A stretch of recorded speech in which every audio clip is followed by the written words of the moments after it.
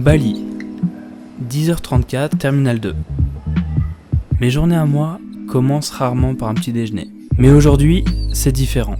J'ai 30 heures de transport. Enfin, en tout 25 heures plutôt, parce que j'ai une escale en plein milieu dans la ville de Singapour.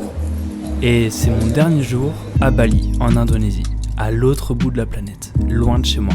Et c'est avec plein de souvenirs et plein de nostalgie que je vais quitter cette partie du monde. Au revoir l'Asie. Vu que je pars de l'Asie aujourd'hui, il y a plusieurs choses qui changent avec moi.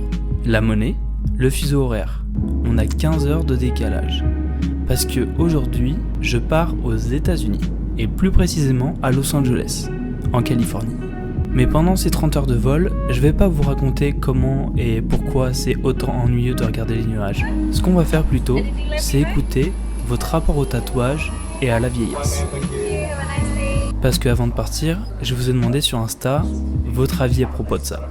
Et du coup, je trouve ça intéressant de les écouter. Ici, j'ai 8 heures d'escale. Et 8 heures, même si t'es dans un aéroport assez cool, c'est quand même long. Singapour, terminal 3, midi 56. Je lance le tout premier vocal et je me laisse bercer par votre voix. J'ai bientôt une 60aine de tatouages, je pense. Aucun que je ne regretterai.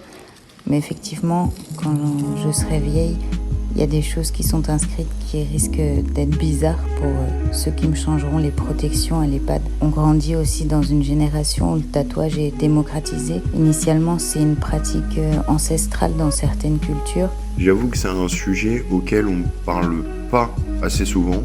Parce que c'est quand même l'un des sujets les plus importants quand on se fait tatouer. Moi, ce que je dis, c'est que je vais être un papy cool. J'espère que tu vas bien et que tous tes voyages se passent bien, mec. Ça a l'air vraiment cool. Je parle dans le cas de mon père. Et en fait, sur un coup de tête, mon père s'est fait tatouer pour la première fois il y a quelque chose comme 5-6 mois. Puis un mois après, il en a fait un deuxième. Puis un mois après, un troisième. Puis là, il en cherche un quatrième. Et il a vraiment vu ça un peu comme si c'était un peu la nouvelle ligne à suivre dans sa vie. Il a fait des trucs très spiritueux par rapport à sa façon de penser, par rapport à ce qu'il veut. Mais du coup, voilà. Los Angeles, 9h32 et 15 degrés. Ça fait quand même 20 degrés de moins d'un coup. Nous voilà arrivés à destination. Décalage horaire dans la gueule, et ce que je sais pas encore, c'est qu'il va m'arriver plein de dingueries ici. En attendant, on prend une petite dose de caféine pour pouvoir se réveiller, mais sinon je vous dis à demain pour le prochain épisode. Allez, bisous.